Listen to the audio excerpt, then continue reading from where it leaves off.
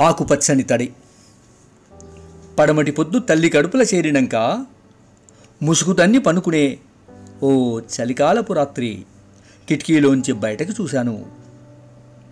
వాకిట్లో ముగ్గుల మంచు పేరుకున్న చెట్ల వరుస, వెన్నెల ముక్కల్ని కప్పుకున్న చెట్లు నవ్వులు చిందిస్తూ చిక్కని చలిని ఆనందిస్తున్నాయి. వెన్నెల ముక్కల్ని కప్పుకున్న చెట్లు నవ్వులు చిందిస్తూ చిక్కని చలిని ఆనందిస్తున్నాయి.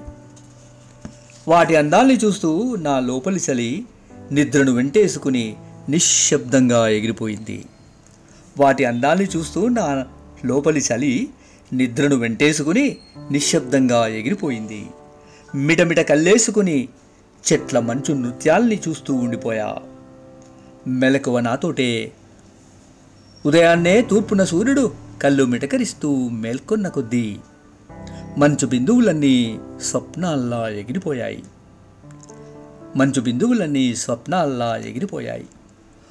ఉదయపు పవనానికి ఆకుల్లో హొయలు, కొమ్మల్లో చిగురు, పచ్చదనం విరగబూసింది.